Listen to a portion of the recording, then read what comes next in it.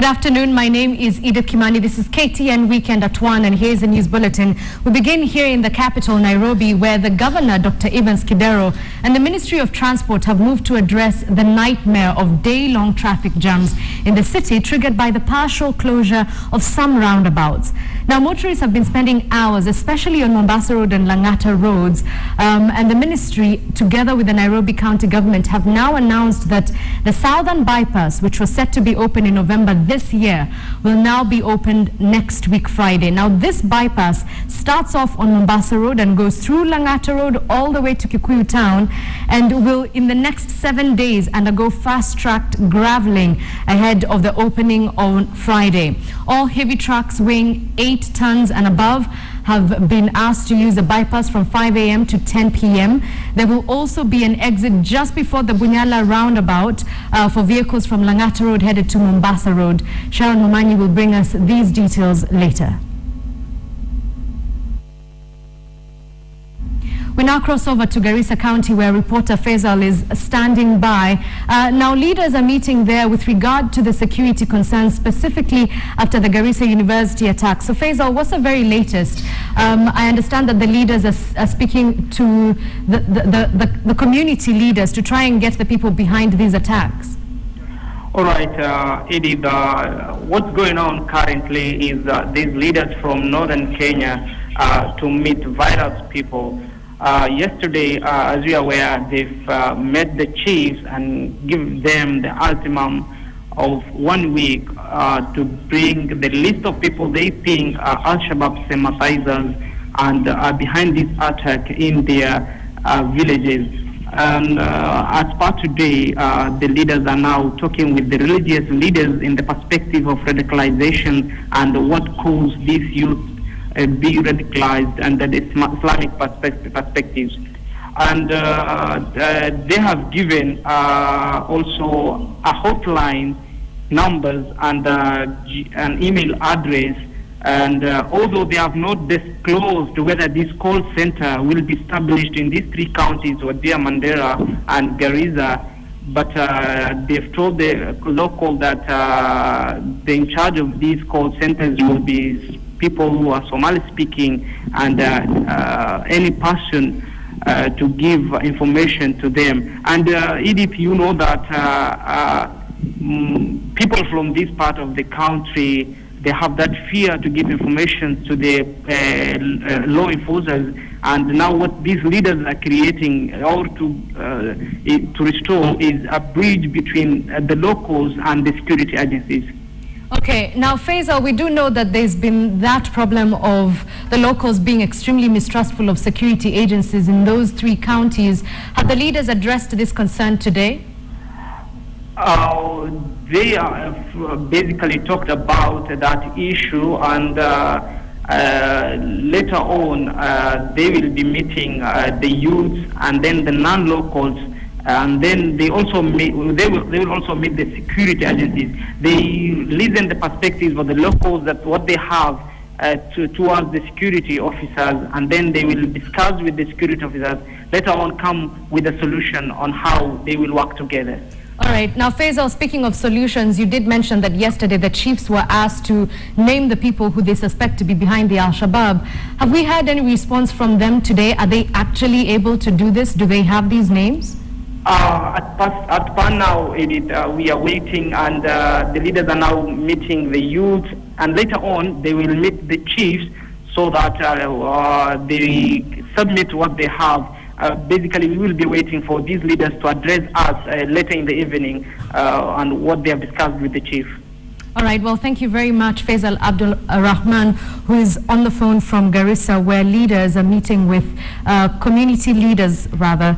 Northeastern leaders are meeting with some of their community leaders to discuss the way forward on security. To Gatondo South, where the Member of Parliament, Moses Kuria, has challenged leaders to name financiers of terrorist activities. He claims that some leaders within the National Assembly may be colluding with terrorists at the expense of the Kenyan public. Speaking during the burial of 21-year-old Angela Nyokabi, who was one of the victims of the Garissa attack, the MP faulted the international community for not helping Kenya fight the vice of terrorism. Moses Kuria insists says the fight against terror is not only in Kenya, but is a global problem that needs to have the input of every nation.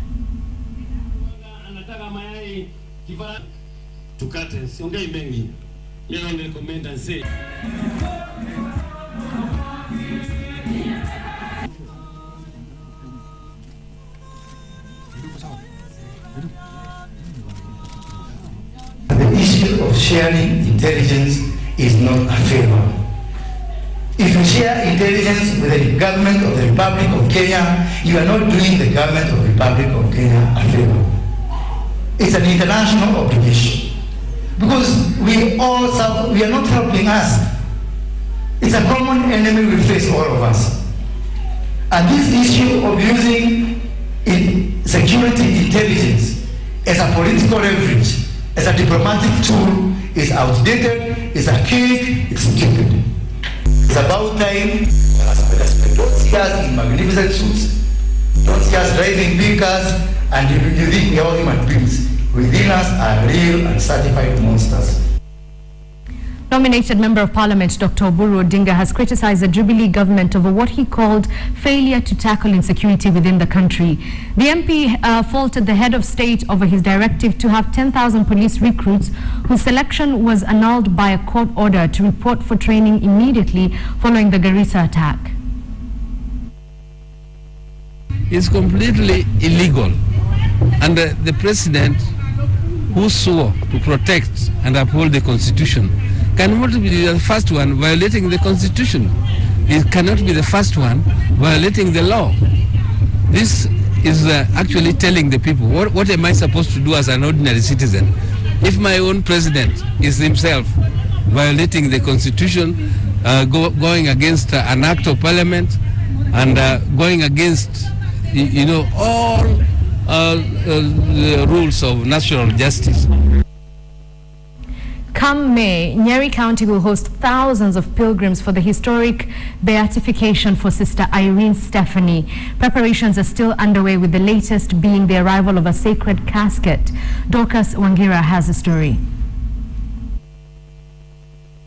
1915, the Consolata Missionary Sisters sent an Italian Catholic nun to Kenya, Irene Stephanie. Here she lived, served and died. 100 years later, she will be beatified, declared blessed for living what is described as a wonderful, holy life. They still remember her for her dedication, for giving time to people. And as you know well, she died because of the plague, assisting a sick person there, and there she offered her life for the sake for Jesus. Pope John Paul II, now saint, put in a decree on a document called Sanctorum Mater, on making saints and martyrs, that a servant of God should be beatified and canonized where she died and worked. Preparations have been ongoing for the historic event set for May. It's the first time a nun will be beatified in the country. Such services were only held in the Vatican. A sarcophago, a sacred casket where the relics of the nun will be preserved, arrived Thursday night at Our Lady of Consolata Catholic Cathedral. The sarcophago, made of aluminium stands and a transparent bulletproof glass, was installed inside the cathedral between the tombs of former Nyeri Catholic Archbishop Nicodemus Kirima and his predecessor Bishop Cesar Maria Gatimu. People will be able to see this coffin during the beatification day and after, during the procession. And this coffin was sealed to ensure that the tribunal in Rome ensures that nothing is going to be added or removed from that coffin. But it's the roads that lead to Gikondi ahead of the 3-day event that are still in dire need of repair. This week, the Nyeri County government launched a roads construction drive program in Gikondi ward, where 47.5 kilometers of roads will be graveled and compacted to enhance free flow of vehicles. Na kwa hivyo tulikuwa tunazunguka kama county government kuona tutasaidiana na national government na njia gani ndio tutengeneze mabarabara. A road in an area not so easily within reach, where Nyatha served the underprivileged and the weak, may be one of the best blessings her beatification brings. Dorcas Wangira, KTN. Back in Nairobi, nurses at Pumwani Hospital have downed their tools, claiming the hospital has become a hostile working environment following allegations that twin babies were stolen from the hospital. Speaking at a press conference today, the Secretary General of the Kenya National Union of Nurses, Seth Panyako, says the hospital will remain closed until both the county government and the President, Uhuru Kenyatta, step in to address the shortage of nurses at that particular hospital. Pumwani has been in the limelight for all the bad reasons. I don't know why. You deliver 80 live babies at one night, but one case becomes publicized. Nobody recognizes the 80, but that one case which is negatively reported and it is maliciously reported, it is publicized the whole country. We have written a letter to the President. We have told the President the conditions that we want to be put in place for Pumwani Maternity Hospital to operate. If within 7 days, and I'm saying, if within 7 days, nothing tangible has happened, and Pumwani Hospital is not working, we will call the entire Nairobi County to a strike.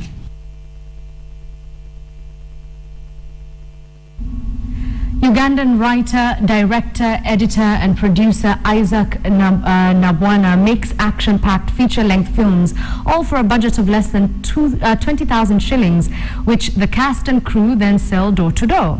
It's hardly Hollywood, but after making 46 films in 9 years, Nabwana has high hopes for the local industry. Here's the story.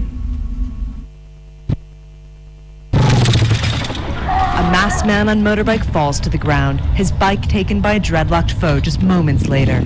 A violent scene from crime-prone Kampala? No.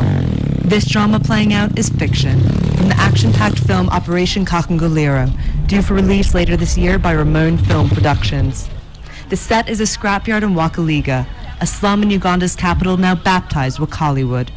Writer, director and producer Isaac Nabwana grew up here, listening to descriptions of the movies watched by his older brothers. My older brothers used to go to cinema halls. For me, I didn't go there. So when they came back, they used to tell me stories about the movies they have watched. Like I remember the likes of Bud Spencer was one of the actors of that time, Wang Yu, Bruce Lee. Since then, Nabwana has built Ramon Film Productions, Uganda's first action film company, which over the past 9 years has produced around 46 feature-length films. But their success hasn't changed their shoestring budget. Their biggest hit, Who Killed Captain Alex, was shot in 1 month in 2010 for about $200. Props are improvised or created. Rocket launchers made from frying pans and plastic tubes, and condoms full of red food coloring to create gloriously graphic death scenes. Sometimes Roman film production is missing something like a gun or a weapon. I can modify some bullets. That is toy, but it's not real. When in a movie, it's real. After watching some of Isaac's films in 2011, Alan Hoffman was so inspired he left his film work and came to Uganda. He's since taken up the role as Wakaliwood's bridge to the West, helping promote an internet crowdfunding campaign to raise money for equipment and, hopefully, a proper studio. The films are peddled door to door by the crew for around $1 and watched for free on the internet. The standard problems of anyone else, winning money, getting people time, things like that. But electricity is a struggle. If we're lucky, we have it 4 days a week. The computers, we build the computers out of scrap parts. Typically they last maybe 3 or 4 months before the dust and heat gets to them. All the gear, they build themselves from scrap metal. Many in Uganda, looking to Nigeria's booming Nollywood or even Hollywood itself, have high hopes for their own film industry. But Isaac's dream is simpler: to bring his country's stories to the world, one street fight at a time. That's an incredible story from Uganda. However, a mother's reaction to the gender of her unborn child went viral. And after having 6 boys, you can understand why. Jenny Moose has the details. With half a dozen boys under her belt, once again pregnant Cher Lair really wants a girl. No wonder her reaction takes the cake. This is one of those gender reveal parties. Expecting parents cut into a cake that's been dyed pink or blue, or pop out of a pink or blue wrapped car. or release blue or pink balloons. But when you already have 6 boys, you deserve to have your cake and a little girl to help you bake it, too. On baby 3 and 4, I'm thinking, well, come on, there'll be a girl at some point. They can't all be boys. But after like 4 and 5 and 6, you're kind of thinking, yeah, they can. So the first cut was the deepest.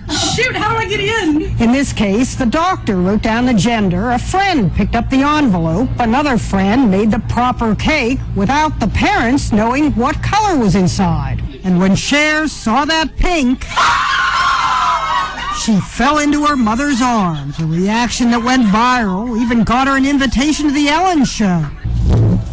But these gender reveal parties can also be a bust. Take the time there was a discrepancy between what the cake said and what was in the official envelope. Or when a boy who already had 2 sisters cut the cake. It's a girl! I hate girls! Every time it's girl! But after boy, Cher Lair's 9-year-old was happy. I like my brothers, but I'm tired of all the dog piles. Not her 5-year-old. I'm sick of girls. Someday, kid, you'll be heartsick without them. Jeannie Mo, CNN, New York. Girl finally had a boy. Or boy finally had a girl. What an interesting story. Well, we take a short commercial break. When we come back, we have all the day's sports action, including the Kenya Open Golf penultimate stage updates. Stay tuned for that. We'll be right back. Welcome back to KTN Weekend at 1. Let's have a look at the sports, and much as tomorrow's Nairobi Derby remains the talk of town, Saturday's Kenya Premier League and Football Kenya Federation Premier League matches are expected to serve plenty of action. Second-placed Western Stima will be seeking to go back to top, even though temporarily, when they invite Thika United to the Moi Stadium. Green and blue colors will decorate Nairobi streets ahead of the much-anticipated local derby, pitting 2 of the country's oldest and most followed football clubs. A meeting between Gor Mahia and FC Leopards evokes memories of years gone by, but still whets the appetite of their followers today. Since their first meeting in 1968, the 2 have met 78 times, with Leopards getting the better of their arch rivals with 27 victories. Gor Mahia have won 22 times and 29 matches ended in draws. Sunday's encounter, in which KPL and security apparatus met over in Nairobi on Friday afternoon, is expected to be explosive. Gor Mahia are yet to lose a match this season, and FC Leopards have lost once and drawn twice. But before that potentially explosive clash, second-place Western Stima have been presented with an opportunity to go top of the league as they host Thika United in Kisumu. Stima, who have lost once this season, will look to pile the pressure on the league leaders and defending champions, but their opponents Thika United will not be a walk in the park, especially after holding FC Leopards to a 1-1 draw last week in Kakamega. After last week's draw in Chemelil, 2012 champions Tusker have a challenge to conquer as they play away in Muhoroni. Mathare United will host KCB at Nyayo Stadium, while Bandari will be at home against Sony Sugar in Baraki Stadium. Robinson Okenye, KTN Sports. To the English Premier League now, where another derby is cooking. The city of Manchester will be divided right in the middle when Manchester United plays their noisy neighbours and defending champions Manchester City. Arsenal will, however, be in action away in Burnley this evening in one of 7 matches lined up for Saturday.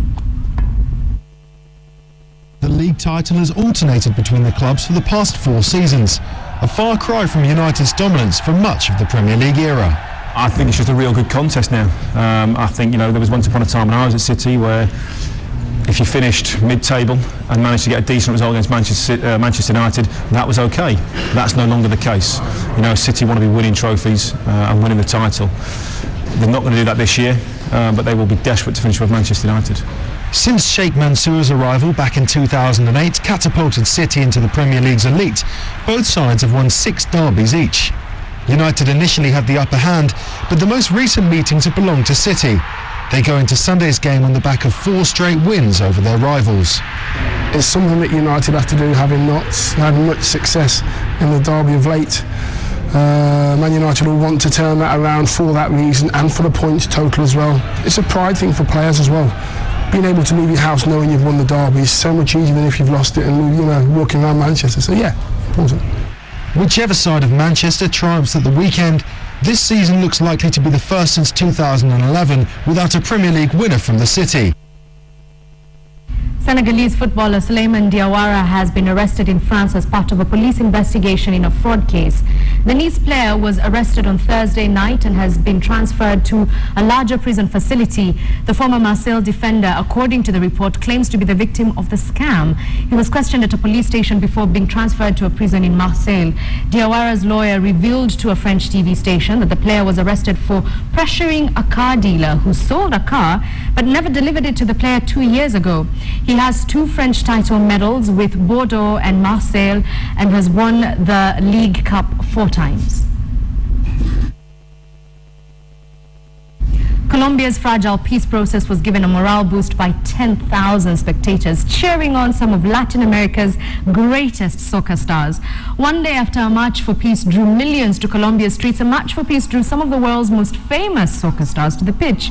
Diego Maradona, among other Latin American soccer stars, was in Colombia yesterday playing in the peace match in support of the peace process between Colombia's government and the guerrillas, the Revolutionary Armed Forces of Colombia. Maradona played for Argentina in 4 World Cups, helping them to glory in 1986 with his famous left-footed ball skills, and almost 30 years later, he has done the same for Colombia.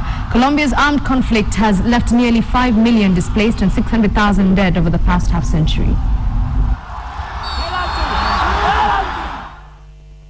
What an amazing way to wrap up this edition of KTN Weekend at 1. My name is Ida Kimani. Enjoy the rest of your weekend.